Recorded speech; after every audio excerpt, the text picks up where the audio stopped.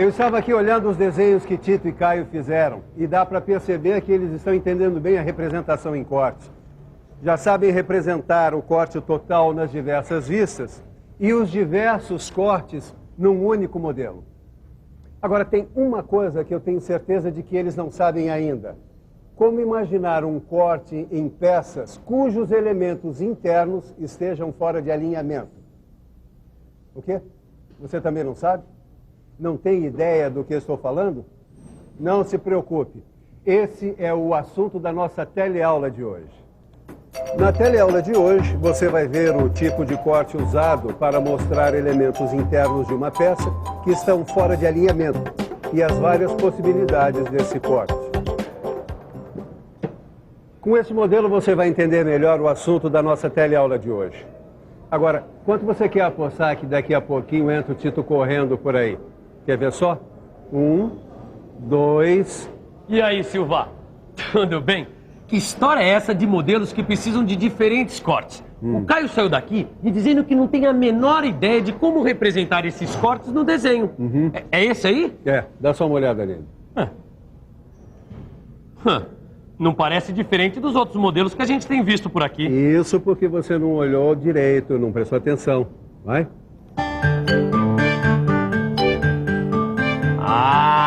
Agora eu sei qual a dificuldade de representar o corte dessa peça. É? Então diga, o que foi que você viu? Bom, essa peça aqui tem 3 elementos internos.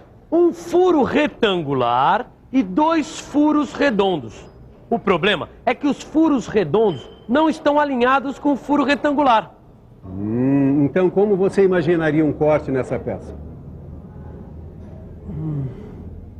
Vamos pensar um pouco? Vamos pensar um pouco. Bom, eu já sei como fazer um plano de corte longitudinal vertical. Então eu vou imaginar a peça com esse plano de corte atravessando o furo retangular. Agora vamos ver como fica a representação ortográfica. Dá só uma olhada nisso. A peça foi imaginada em corte por um plano que deixou visível o furo retangular, mas não dá para ver os furos redondos. Já sei. Vou passar o plano de corte longitudinal paralelo ao anterior, de forma que ele passe pelos furos redondos. Agora vamos ver a representação ortográfica. Agora eu tenho visíveis os furos redondos, mas não tenho o furo retangular. O que é que eu faço, hein? Já sei. Eu teria que ter um modo de representar estes 2 cortes que eu imaginei reunidos num só. Mas será que dá para fazer isso? Mas é claro que dá para fazer. E esse tipo de corte tem até um nome. Pois é. No desenho técnico, o tipo de corte usado para mostrar elementos internos de um objeto que estejam fora do alinhamento é o corte composto. Que também é conhecido por corte em desvio. Pois é, mas você sabe que eu tenho um lema, né? Que é melhor mostrar do que falar. Então dá só uma olhada nessa peça. Ela tá bem grande, dá para você ver direitinho o que a gente está querendo dizer. Você está vendo o corte? Olha só porque o corte composto permite analisar todos os elementos internos desse modelo. É porque ele permite representar numa mesma vista elementos situados em diferentes planos de corte. Esse é um corte composto por planos paralelos. Bom, e você deve imaginar o plano de corte desviado de direção, para atingir todos os elementos da peça. Viu agora? Todos os elementos internos foram atingidos por esse corte. Os furos redondos e o furo retangular. Viu? Nada melhor do que mostrar. Mas tem um problema. Miguel, você tem um desenho da vista frontal em corte dessa peça? Eu tenho. Tá aqui, ó. Dá para ver todos os elementos na representação em corte. Os 2 furos redondos e no meio o furo retangular. Mas se você observar a vista frontal isoladamente, não vai conseguir identificar os locais por onde passaram os planos de corte. Então, você deve examinar a vista onde é representada a indicação de plano de corte. Espera um pouco. Eu vou mostrar aqui. Observe que o corte é indicado pela linha traço e ponto na vista superior. Os traços são largos nas extremidades e quando indicam mudanças de direção dos planos de corte. O nome do corte é indicado por duas letras maiúsculas. Na extremidade da linha traço e ponto, e as setas indicam a direção em que o observador imaginou o corte. Ah, então isso é que é corte composto? Isso. Repare que a vista lateral não foi representada. Muitas vezes você vai encontrar situações onde apenas duas vistas são suficientes para representar as peças ou modelos. Agora repare aqui. Você pode ver a vista frontal com os elementos internos da peça e a vista superior com a indicação do plano de corte. Legal, Ananias. Agora eu entendi bem esse corte composto por planos paralelos. Agora, olha, eu tô com essa peça aqui que o Silva me emprestou. E eu não tô conseguindo imaginar um corte aqui. Deixa eu ver. Não é tão complicado assim. O que acontece é que na outra peça você tinha 2 planos e aqui você tem 3. Olha só. Tem o plano para representar esse furo com o rebaixo. Um para representar o furo passante e um outro para representar o rasgo arredondado. E como é que eu faço para imaginar um corte com 3 planos? É simples. O plano de corte tem que se desviar mais de uma vez para atingir todos os elementos que interessa mostrar. Veja, na vista superior pode-se ver claramente a indicação do plano de corte AA. Ele passa pelo furo rebaixado, vai até o furo passante e depois até o rasgo arredondado. Agora dá só uma olhadinha na vista frontal. O que é que você vê? Todos os elementos estão visíveis, embora estejam em diferentes planos, como se vê indicado na vista superior. Quer dizer então que o corte pode ser composto por mais de 2 planos de corte paralelos? Exatamente. Ah, agora eu tô por dentro dessa história de corte composto. Amanhã o Silva não vai acreditar. Aí é que você se engana. Como? Tem mais? Dá uma olhada nessa peça. É uma flange. Como você pode imaginar um corte nessa flange para mostrar todos os elementos internos? Essa tá difícil. Tem 3 furos passantes. Bom, acho que não dá para imaginar um corte composto por planos paralelos, não.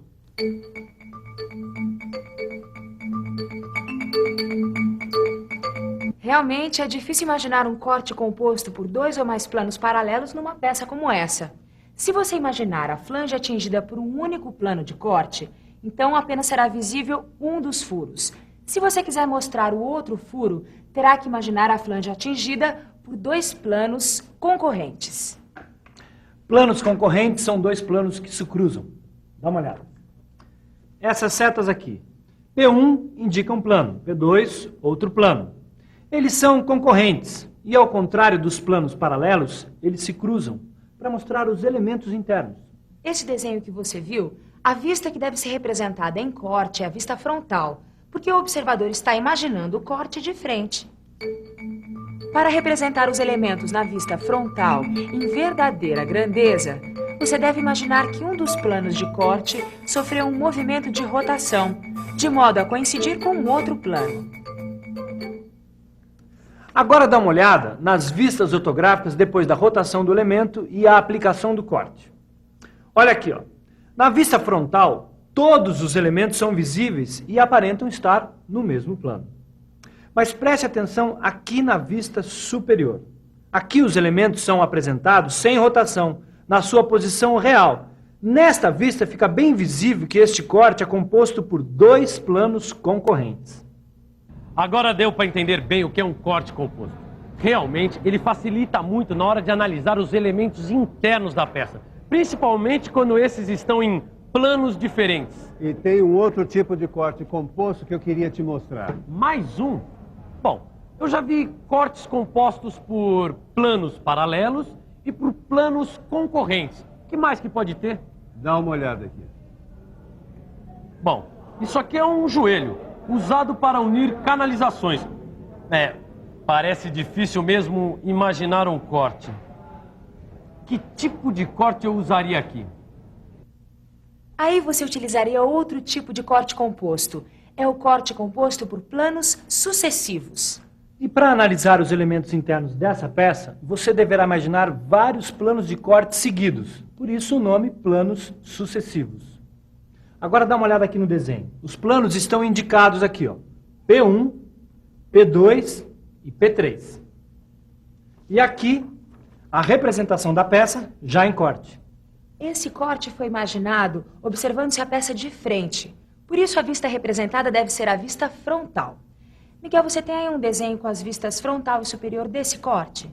Não tem, mas é para já. Observe as vistas ortográficas.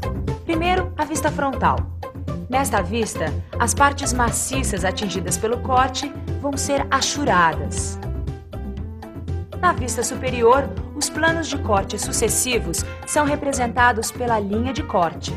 A linha traço e ponto, que indica o local por onde passam os planos de corte, é formada por traços largos nas extremidades e no encontro de dois planos sucessivos. Observe que foram utilizados 3 planos de corte sucessivos. Na verdade, são raras as peças em que se pode imaginar a aplicação desse tipo de corte. Mas é sempre bom estar preparado para interpretar cortes compostos por mais de 2 planos sucessivos quando eles aparecem no desenho técnico. E aí, tem mais algum corte escondido na manga do colete? Tem. Mas por hoje é só. É melhor a gente dar um corte e ir para a revisão. E atenção, se liga aí que é hora da revisão. Na teleaula de hoje, você viu que certos tipos de peças, por apresentarem os elementos internos fora do alinhamento, precisam de outra maneira de imaginar o corte. E que o tipo de corte utilizado nesses casos é o corte em desvio, também conhecido como corte composto. Você aprendeu também que podem haver diversos tipos de cortes compostos. Existem cortes compostos por planos paralelos e o corte composto por mais de 2 planos paralelos. E além dos cortes compostos por planos paralelos, existem também 2 outros tipos: o corte composto por planos concorrentes e o corte composto por planos sucessivos. Obrigado, Ananias. Hoje deu para aprender bastante coisa sobre cortes. É verdade, você aprendeu muita coisa sobre cortes compostos. E você também, eu espero. Mas para que esse aprendizado realmente fique bem firme, é fundamental que você exercite a sua capacidade de interpretar um desenho. Para isso, faça todos os exercícios que estão no seu livro de leitura e interpretação de desenho técnico mecânico. Até a próxima. Até a próxima.